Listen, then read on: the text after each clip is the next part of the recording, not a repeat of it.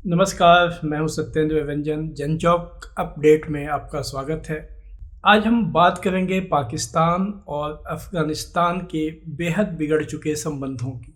कल यानी बुधवार को पाकिस्तान ने अफ़गानिस्तान सीमा के भीतर हवाई हमले किए। पाकिस्तान की तरफ से औपचारिक रूप से इस बारे में कोई जानकारी नहीं दी गई है, न ही पाकिस्तान ने ऐसा करने का दावा किया है। लेकिन अफ़गानिस्तान की सरकार ने, उनके रक्षा मंत्रालय ने ये कहा है कि पाकिस्तान ने हमारी सीमा के अंदर आकर हमला किया। पाकिस्तान की तरफ से ऐसी चेतावनियां पहले दी जाती रही हैं और मीडिया रिपोर्टों में बताया गया है कि वो पहले भी 4 बार पिछले कुछ सालों के अंदर वो पाकिस्तान की सीमा में हवाई हमले वो कर चुका है। हवाई हमले या ज़मीनी हमले अंदर में जाकर जो तालिबान का वो हिस्सा जो पाकिस्तान में एक्टिव है और पाकिस्तान में लगातार आतंकवादी गतिविधियां करता है, तहरीक तालिबान पाकिस्तान TTP, उसके ठिकानों पर उसने हमले किए।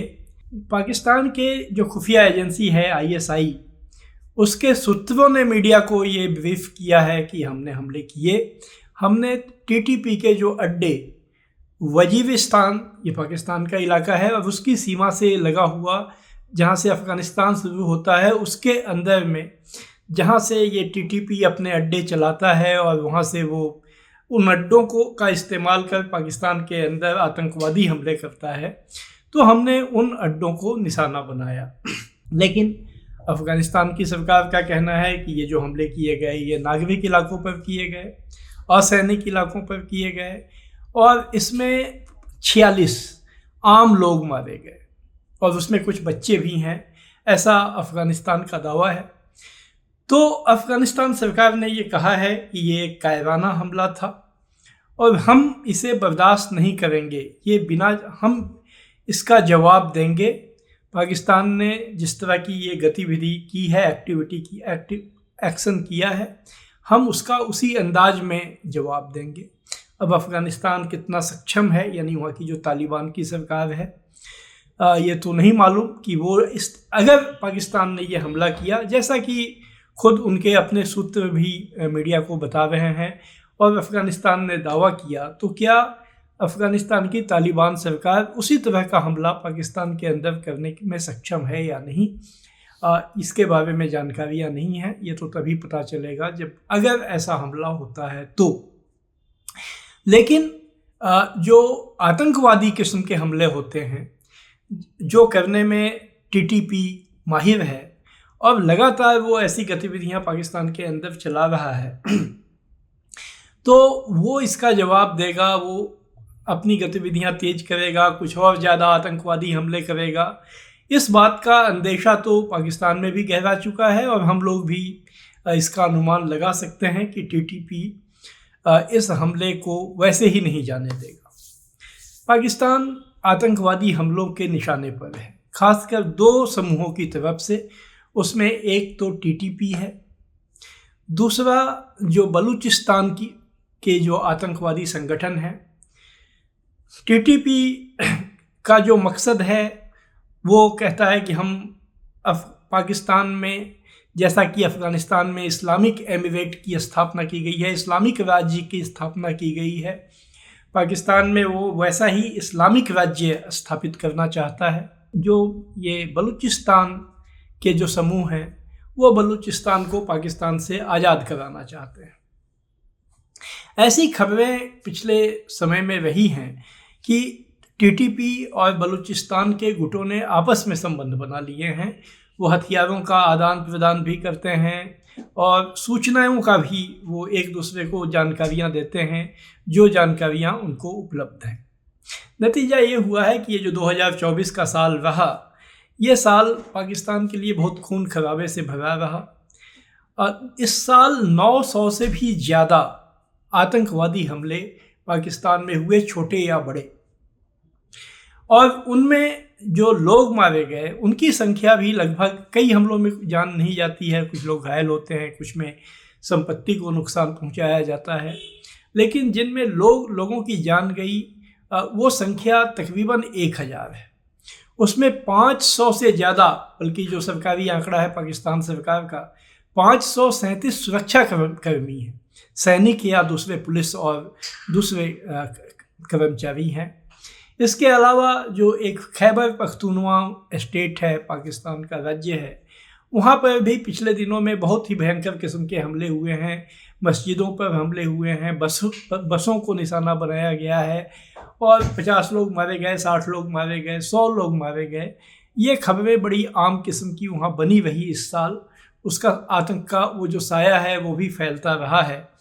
तो यह तो एक वास्तविक समस्या है। अब पाकिस्तान की सरकार का कहना यह है कि ये सारे हमले जो होते हैं इसमें अफ़गानिस्तान कहाँ, यानी अफ़गानिस्तान में जो अड्डे बनाकर आतंकवादी गुटों ने अफ़गानिस्तान में अड्डे बनाकर रखे हुए हैं और वो वहाँ से पाकिस्तान के ठिकानों को निशाना बनाते हैं। इस बारे में पाकिस्तान ने संयुक्त राष्ट्र की बैठकों में भी ये बात कही है। इस मामले की ये जो संयुक्त राष्ट्र में उसने शिकायतें की हैं और इन शिकायतों को लेकर अफ़गानिस्तान सरकार से बात करने, अफ़गानिस्तान के मामले में जो पाकिस्तान के विशेष प्रतिनिधि हैं मिस्टर सादिक, वो कल ही यानी बुधवार को वो काबुल गए थे। काबुल में उन्होंने बातचीत की, उन्होंने जानकारी दी। ऐसा लगता है कि उस बातचीत से ज़्यादा कुछ हासिल हुआ नहीं। अब ये कहना बहुत मुश्किल है कि ये जो हमले की योजना पाकिस्तान ने बनाई थी, इसके लिए उसने उस बातचीत के नतीजे का इंतज़ार किया या उसने सीधे हमला कर दिया उसी दिन जिस दिन अफ़गानिस्तान को इसका सबसे कम अंदेशा होगा, क्योंकि अफ़गानिस्तान में पाकिस्तान के रिप्रेजेंटेटिव आए हुए। तो यह कुल मिलाकर एक किस्म की सर्जिकल स्ट्राइक जैसा मामला लगता है जो पाकिस्तान की तरफ से किया गया। ये उसी तरह की नीति का पालन लगता है कि हम घर में घुस के मारेंगे। अब उसके क्या नतीजे होंगे, क्या अंजाम होगा, ये इसका अनुमान लगाना फ़िलहाल हम लोग के लिए हम लोग अनुमान ही लगा सकते हैं, हालांकि ये बहुत आसान नहीं है। एक अनुमान तो की चर्चा तो हम लोगों ने की कि जो टीटीपी है उसके हमले तेज हो सकते हैं और इसका अंदेशा पाकिस्तान के मीडिया में भी जताया गया है। वहाँ के जो सिक्योरिटी थिंक टैंक्स हैं उनकी तरफ से भी ये बात कही गई है। क्या अफ़गानिस्तान और पाकिस्तान के बीच में सीधे युद्ध के हालात बनेंगे?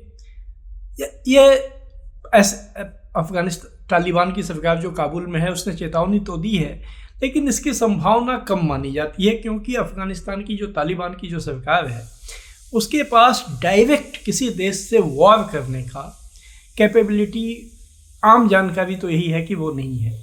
वो आतंकवादी कार्रवाई कर सकते हैं, लेकिन वो सीधे जिसको मोर्चे पर जाकर वहाँ पर आपका थल सेना, वायु सेना सबका इस्तेमाल उसमें करना होता है, तो वो क्षमता उसके पास है। पाकिस्तान की सेना उसकी तुलना में बहुत बहुत मजबूत सेना है और ये शायद इस युद्ध का जोखिम अफ़गानिस्तान की तरफ से मोल नहीं लिया जाएगा।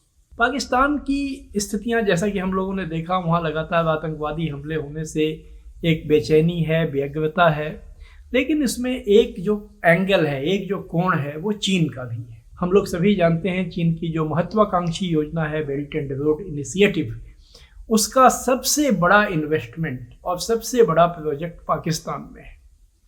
पाकिस्तान में $46 बिलियन के निवेश का इरादा जताकर चीन ने ये परियोजना बनानी शुरू की, जिसके तहत रेल लाइनें बिछाई गई हैं, सड़कें बनाई गई हैं, डिजिटल इंफ्रास्ट्रक्चर बनाया गया है, कुछ कई जगहों पर कारखाने लगाए गए हैं और एक जो ग्वादार इलाका है जो बलूचिस्तान में आता है, वहाँ पर उन्होंने एक बहुत महत्वपूर्ण, जिसका कि एक रणनीतिक महत्व है, स्ट्रेटेजिक एक उसका इम्पोर्टेंस है, वहाँ पर उन्होंने ये ग्वादार में बंदरगाह बनाया हुआ है। जो उसमें बलूचिस्तान के समूह हैं उनकी आपत्ति पाकिस्तान जो चीन के का ये जो डेवलपमेंटल प्रोजेक्ट है इसको लेकर भी रहा है। उनका कहना है कि इसमें जो भी लाभ रिसोर्स तो उनके लग रहे हैं, पर्यावरण उनका खराब हो रहा है, लेकिन इसके फ़ायदे बलूचिस्तान की जनता को नहीं मिल रहे हैं। और वो लोग उन लोगों ने कई जगहों पर जो चीन के लोग हैं, चीन के लोग जो वहाँ काम कर रहे हैं, उन पर भी हमले किए। इस साल ये हमले बहुत बढ़ गए हैं। कहा जाता है कि इन हमलों की योजना में भी टीटीपी शामिल रहा है। तो अभी काफ़ी समय से ये खबरें हैं कि चीन की सरकार ने पाकिस्तान को बार बार उनसे अपनी मायूसी जताई है कि आप अगर सिक्योरिटी नहीं दे पाएंगे हमें, तो हमारे लिए इन प्रोजेक्ट्स को चलाना मुश्किल है। उसके बाद जो पाकिस्तान की सरकार है, उसने चीन के विशेषज्ञों को लेकर ज्वाइंट सिक्योरिटी पैनल भी बनाया है, जो आतंकवादियों के खिलाफ जो एक्शन होगा उसकी प्लानिंग करेगी, उसकी मॉनिटरिंग करेगी। तो इसमें चीन का ये एंगल है कि चीन का बहुत दबाव है पाकिस्तान के ऊपर कि जो आतंकवादी हमले हो रहे हैं इनको रोका जाए, स्टेबिलिटी लाई जाए। और इसी वजह से पाकिस्तान ने इस साल एक ऑपरेशन शुरू किया आतंकवाद के खिलाफ, जिसे ऑपरेशन मेंटेनिंग स्टेबिलिटी कहा गया है, यानी स्थिरता बनाए रखने के लिए सैनिक कार्रवाई, ये उसे नाम दिया गया है। तो ये कुल मिलाकर परिस्थितियां पाकिस्तान के भीतर में हैं। ताज़ा हमलों में